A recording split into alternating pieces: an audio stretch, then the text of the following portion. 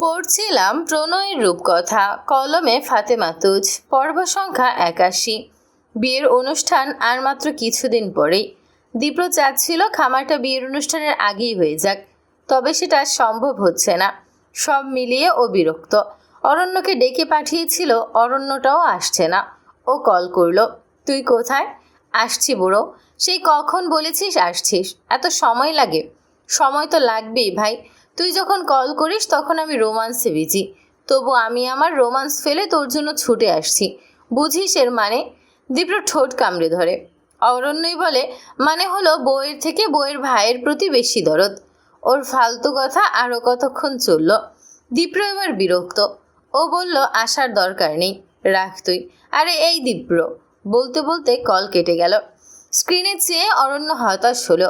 ও যখন দীপ্রর রোমান্সের ১২টা বাজিয়েছিল তখন তো খুব কথা শোনানো হয়েছে, আর এখন দীপ্রও তো ওর রোমান্সের ১২টা বাজালো, অথচ ও দোষ দেয়নি, বরং রোমান্স ফেলেই চলে এসেছে। কিন্তু ছেলেটা মিনিমাম কৃতজ্ঞতা দেখালো না।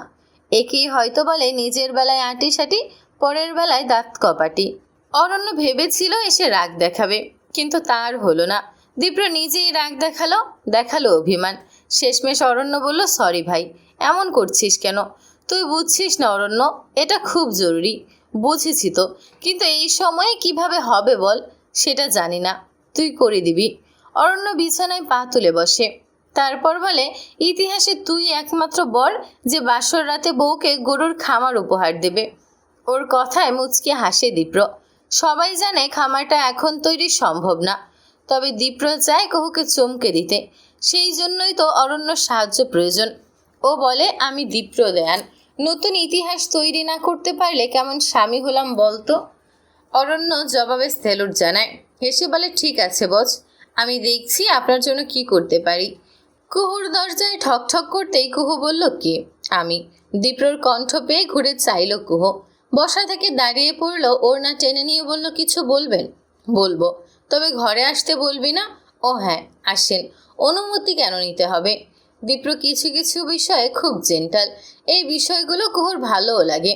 দীপ্র ঘরে প্রবেশ করে বলল, তোকে দেখি না ঠিকঠাক, কিছু হয়েছে? সারাক্ষণ ঘরেই কাটাচ্ছিস, আবার ছুটিও নিলি স্কুল থেকে, কারণ কি? চোখের দৃষ্টি ওঠানো ছিল। কুহু নামিয়ে বলল, এমনি। আসলেই এমনি? জোরালো প্রশ্নের মুখে মেয়েটি বলল, না মানে, চাচ্ছিলাম নিজের যত্ন নিতে। আমি তো অত যত্ন নিই না নিজের। বিয়ের অনুষ্ঠানে যদি ভালো না দেখায় তখন লোকে কি বলবে? কি বলবে বলে কয়েক পা এগোলো দীপ্র। এতে করে ওদের দূরত্ব কমে এলো। এই তো হাত বাড়ালেই মানুষটাকে ছোঁয়া যায়। কুহু অবশ্য ছুঁয়ে দেখল না, বরং অন্য পাশ ফিরে নরম ভাবে বলল, বলবে দীপ্রদানের বউ তো সুন্দর না? ওর কথায় হাসল দীপ্র। হাত বাড়িয়ে ওপাশ ঘুরে থাকা মেয়েটির মুখ টেনে নিতেই কুহু আলগোছে দীপ্রর বুকে মাথা রাখল। জানেন, আমার না সারাক্ষণ ভয় হয়, যদি কারো মনে হয় আমি আপনার যোগ্য নই, আমি সুন্দর নেই, মানাচ্ছে না আপনার পাশে। দীপ্র আর পারে না। মেয়ে জাতি হয়তো এমনই। এদের বর যদি সুন্দর হয় তখন এরা নিজেকে নিয়ে অস্বস্তিতে ভোগে, ভাবে সে হয়তো যোগ্য নয়, মানানসই নয়, অথচ প্রকৃত বরের চোখে তার বউ হয় জান্নাতি হুরের থেকেও সুন্দর। এই কথাটা কিভাবে বোঝায় দীপ্র? কুহু বলে একটু হতাশার মতন শ্বাস ফেলে ছেলেটি।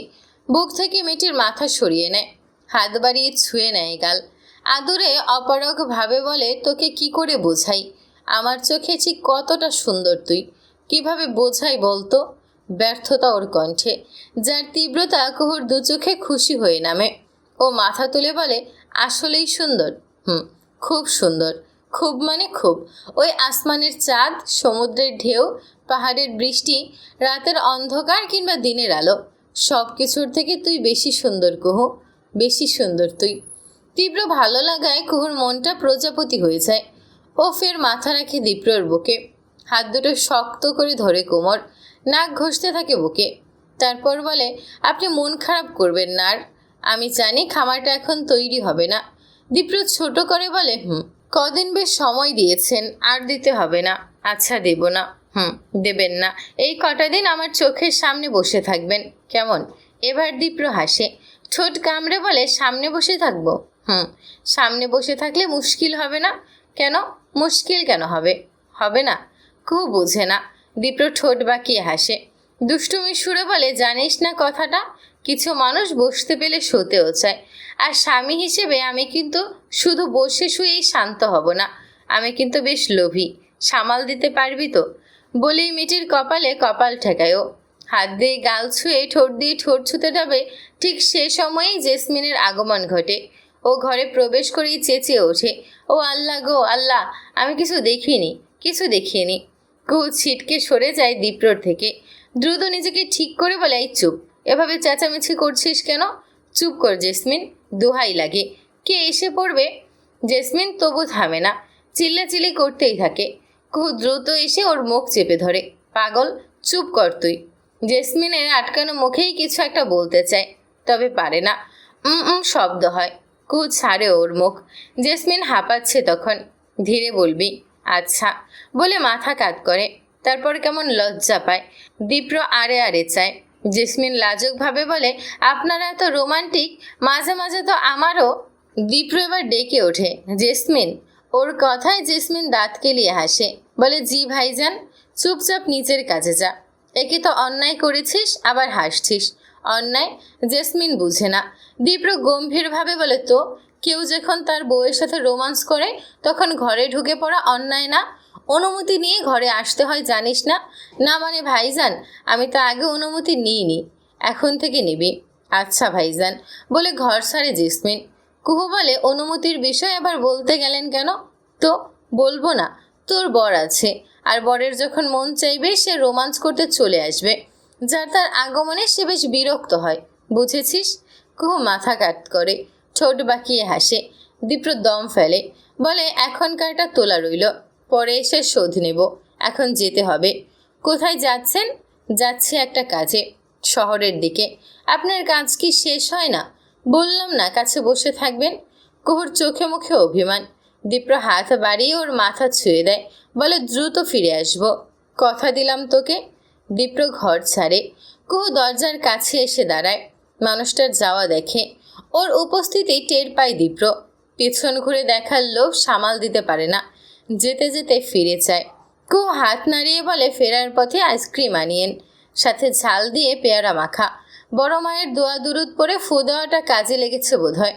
আজকাল যেন কি হয়ে গেছে, এত বেশি খেতে ইচ্ছে করছে। মুচকি হাসে দীপ্র, বলে, ঠিক আছে আনবো, আপনি নিজের খেয়াল রাখবেন ম্যাডাম।